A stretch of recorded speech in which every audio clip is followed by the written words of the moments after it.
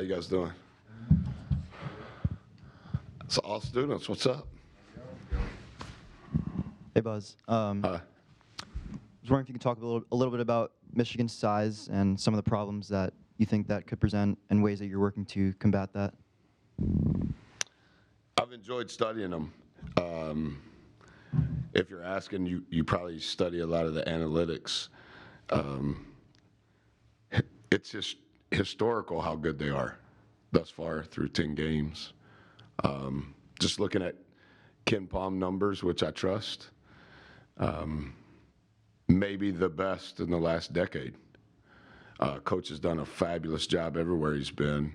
Their size is part of it. Their talent is just as much a part of it as their size. Offensively, it's hard to find a chink in their armor. And the more I've watched them, and it's not because other coaches have said it, but the more you watch it as a coach, you realize that part of the reason they're so good offensively is because their defense is first in the country. And so a lot of why they're playing so fast is what their defense creates. And so it is their size, it is their talent, it is their depth, it is their coach, it is their coaching staff. And if your average margin of winning is 30, you're doing a lot of really good things well. And it can't just be one thing, but their size is impressive. And then topic switch here, but I was hoping you could tell me a little bit about your relationship with Josh Chambers. That is a topic switch. Yeah. So let me change my brain a little bit. Go ahead. Keep going. Kind of when you first met him, how your relationship started, and then how it's developed since then, and if you could also touch on the uniqueness of his role on the staff. I'll try to be succinct with my words so it doesn't become Josh media availability, but he's deserving of it.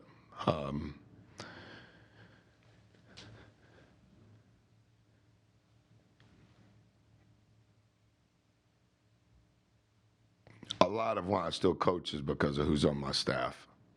And that's not to negate the historically successful program that Maryland is. But regardless of where we've been, a lot of why my wife and I are still twirling around doing what we're doing professionally is because of who we're around every day. And Josh has been with us 11 years. And I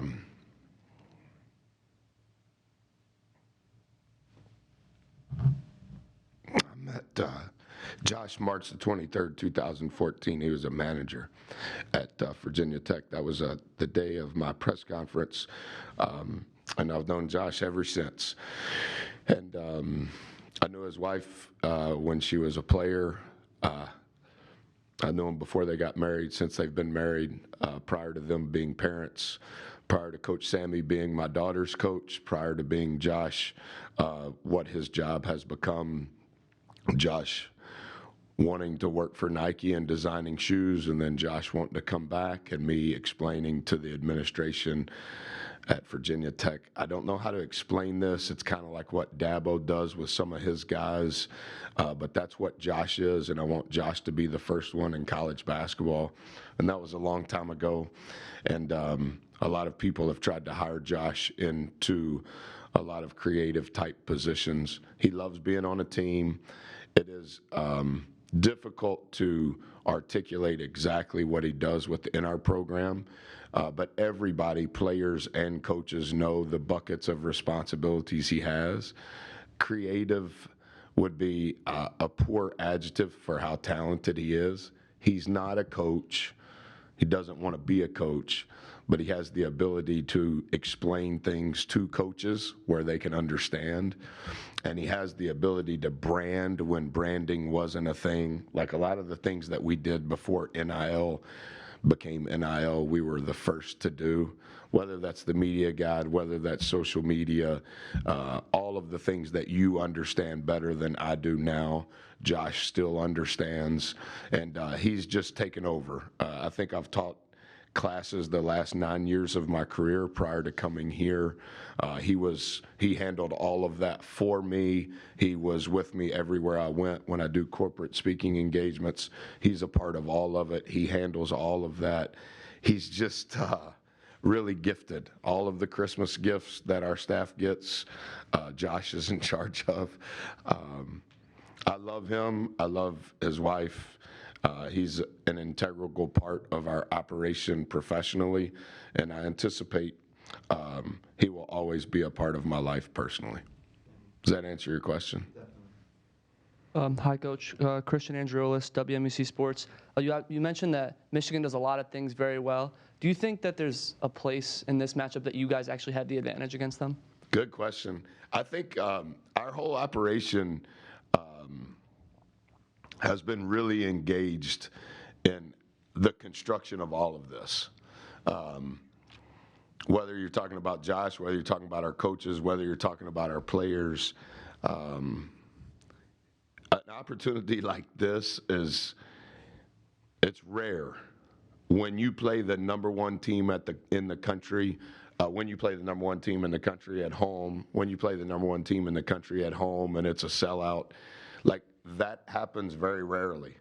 And I think the opportunity for us to learn how did those players get to Michigan? How are they utilizing those players? How are those players so big? How are those players so good? What are they doing defensively? What are they doing offensively? I think this will be the fourth game we've played against a top 20 net team. And so we've had other opportunities. And it's happening at a very fast rate, considering this is our first year. I don't know exactly where we would have an advantage, because if you look at any component, if there's 12 different components to both sides of the ball, they're almost ranked in the top 10 in all of them. I think what we have learned in studying them prior to presenting to our team is, what is it that we do and how can we do it better?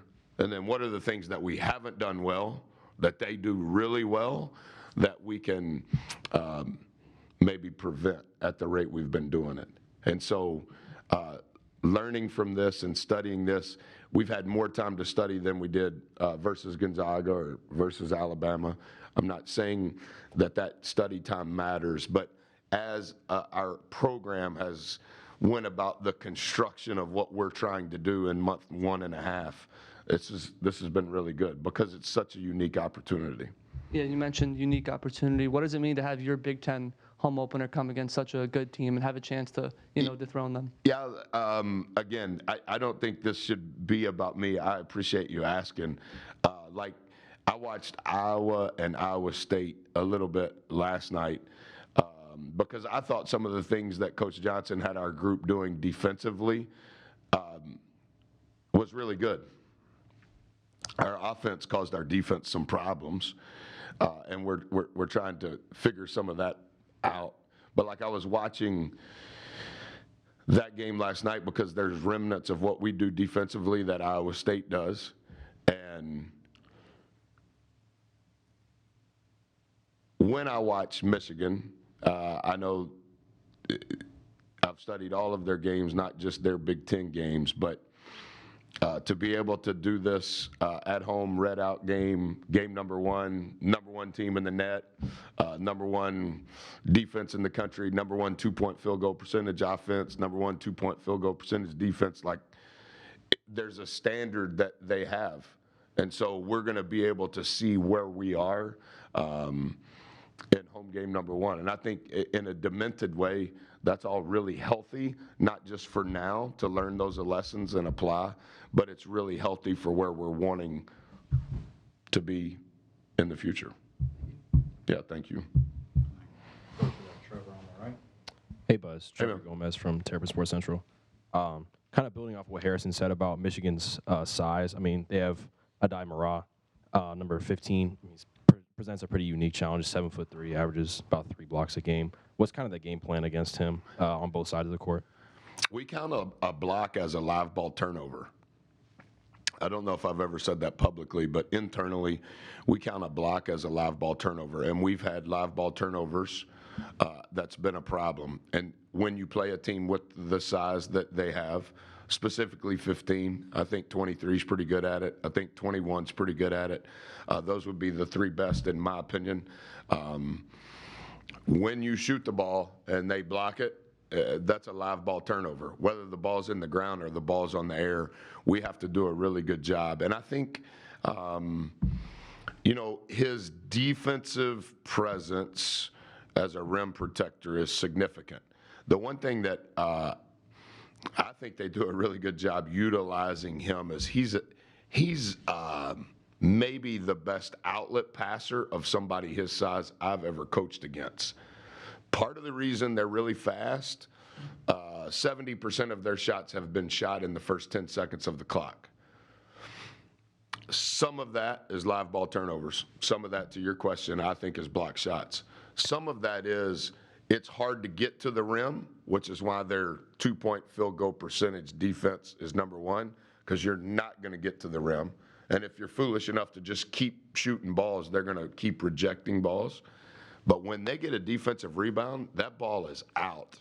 And 15's not their leading defensive rebounder, but all of them, those three specifically, they are elite at getting the ball to the next guard, 3, 2, 1.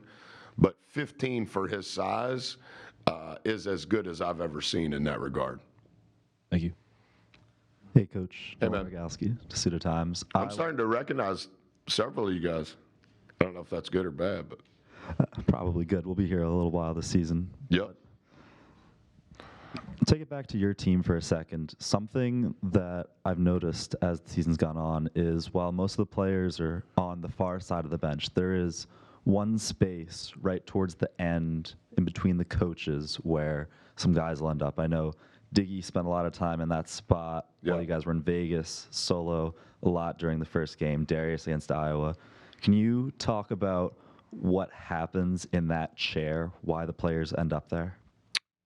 That's kind of evolved, and it's even evolving here. None of it is a bad answer. I think they hold the chair for me. I just haven't sat down in a long time. But on occasion, when my heart rate gets up during the free throw, I try to sit down. Sometimes I need to sit down because I need to listen to a coach tell me what I'm doing wrong. How we've utilized that chair in the past is I'm not the best when someone's coming out of the game at engaging them in conversation unless it's a dead ball. I want my attention to be towards the guys that are playing. And so when the ball is in live action, I'm probably not going to pay much attention to who I subbed out. But on occasion, when they pass me, what has taken place here and on the road through the first 10 games is I'll tell them, hey, just stop and talk to Dev. Stop and talk to GY. Just because I know what needs to be addressed, it just is not the appropriate time for me to handle it.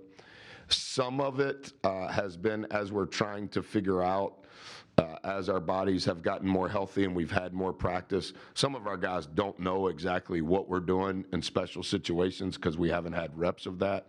So sometimes I'm subbing guys out just so that we're subbing in somebody that knows what they're doing.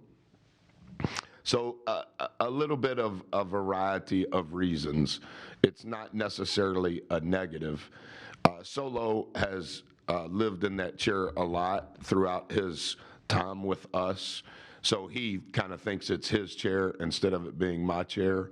And I think that's a good thing. And I hope that DA gets to that. I think Diggy, because he's so old, he's kind of picked up on that through a month and a half. So I think some of that is good. It's not necessarily because something has went wrong. It's more for a teaching outlet than anything else. Yes, sir. Hey, Coach. Matt Germack, Testudo Times. Hi. Maryland and Michigan are 1 and 2 in the Big Ten in turnovers per game.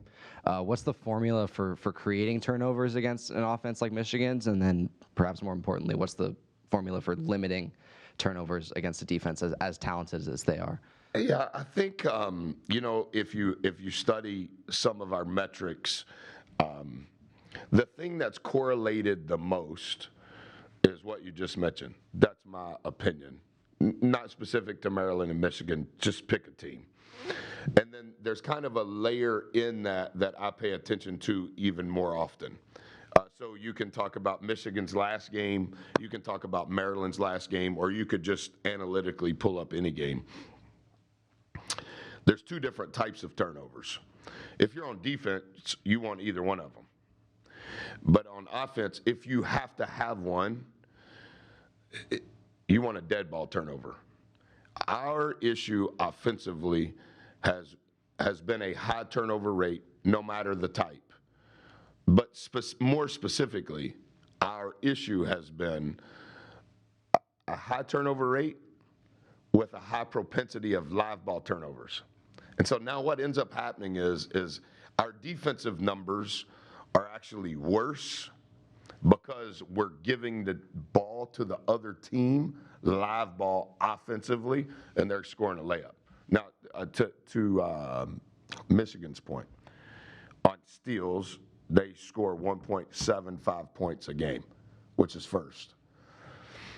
So you can't give them the ball, and you can't allow them a block shot, because in our numbers, a block shot is still a live ball turnover. Now, we've made some changes to try to create some live ball turnovers for us, and we've been okay.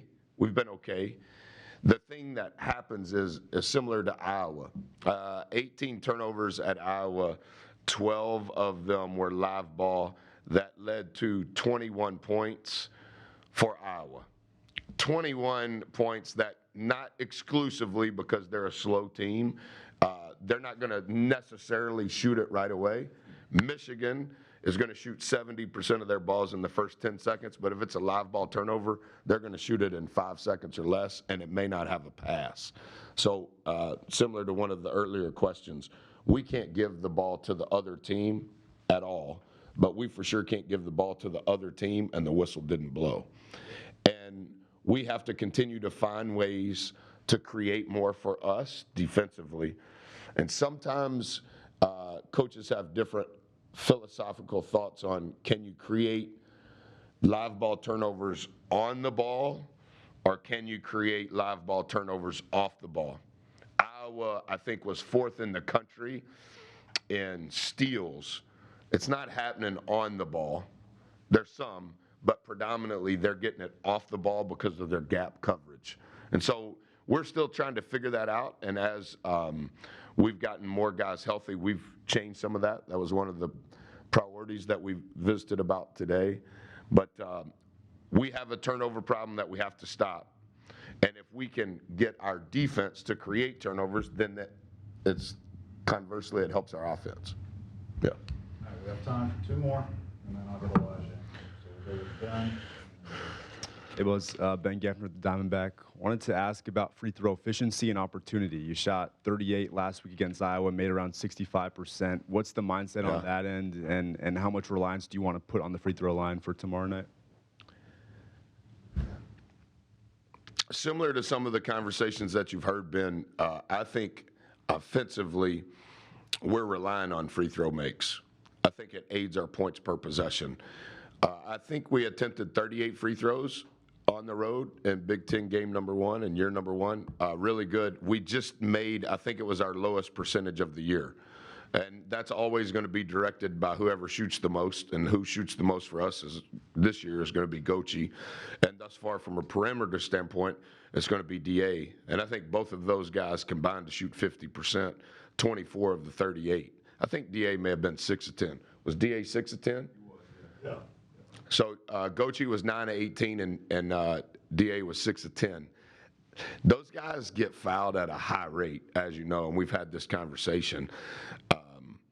I think Gochi is number 1 in the country at free throw attempt rate. And going into tomorrow's game, he's shooting 72%, which is 20% higher than his college average. We just need him to make even more. And I think DA has to make a higher percentage too. The thing that hurt us wasn't our shot diet. Our shot diet was fine. We didn't make rim shots the way we should, but we got fouled at like 21% of the time. But we gave them the ball 20% of the time. So whether we play Michigan or whether we play another team, Mount St. Mary's, we're going to need to get fouled. And when we get fouled and the clock is stopped, we need to collect as many points as we can so that our defense is set. Hey, Coach, Jake Cotter, Inside Maryland Sports. Wanted to ask you, having the week break from Iowa to tomorrow, is there anything kind of in practice you guys feel like you really honed that gives you some confidence that you can compete tomorrow? Yeah, I think our guys have confidence to compete.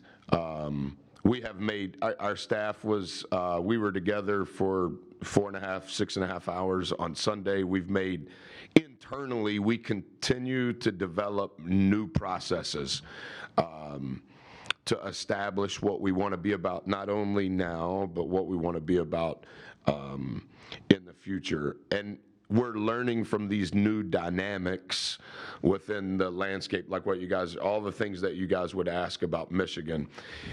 Within the new processes that we're developing internally that we don't share, are those processes helping to create the precedent that we want in year number one? And as we're making those decisions in those processes, we need to make sure we're taking the latest information of the best teams in the country to make sure that, does that make sense when we play XYZ next week, 2 weeks from now? Because we don't want to continue to change, but we want to make sure that we're changing in the right direction. And honestly, I've been very encouraged. Our guys we went Monday morning, Monday afternoon, Tuesday morning, Tuesday afternoon, Thursday morning, Thursday afternoon, and then we went again this morning. Our guys have been great, but that's been their mantra on receiving the truth, receiving the information that our coaches have been presenting, and our coaches are working really hard to continue to make sure that we're refining those processes in a way that they understand, and most importantly, that we can execute. And then kind of just to follow up on that with Michigan, and then you got a good Virginia team coming up. How would you kind of measure progress outside of just the wins and losses? Yeah, I know The Score Will Take Care of Itself is a book you read. I understand we're judged that way, but I think our processes, you've got to have momentum and lessons learned. From those lessons learned, you need to have momentum in your processes that help you execute those lessons at a faster rate. But until you have momentum and lessons learned and momentum in your processes, you're never going to have momentum in your results. And if we get on the roller coaster of only outcome-based resulting, it's going to be a bad ride. And our guys have been really good at understanding what we're trying to accomplish. Our staff is receiving that information relative to this roster and what we're wanting to do in the future. And so I've been encouraged. Do I think that we're playing the best team in the country? Yes, sir. But if you would have asked me 2 Wednesdays ago, was Gonzaga the best team in the country? I would have said yes. If you would have asked me 2 Tuesdays ago, is Alabama in the top 10? Yes. I don't know much about Coach Odom's team, but I know that next Saturday when we're talking, I guess I'll talk to you next Friday when we leave, that'll be the 5th team that we've played that is ranked in the top 20 in the net. Okay, well, so that would mean that 45% of the teams that we've played are among the nation's elite. Okay, well, that's great information for our processes. That's great information for our lessons to be learned. And we think that the combination of lessons learned into processes leads to results. You can do it a lot of different ways. You can play teams not in the top 20, play teams in the bottom 50, and you may not learn those lessons until Martin Luther King Day or Valentine's Day. We're learning those lessons before we even get to Thanksgiving, and we're learning those lessons before we get to Christmas. Does that mean our record is going to be what we want it to be? No. Does that mean that we're trying to learn from the construction of these teams, of these programs in this modern landscape of college athletics? We're embracing and leaning into all of that, not basing it emotionally on our results.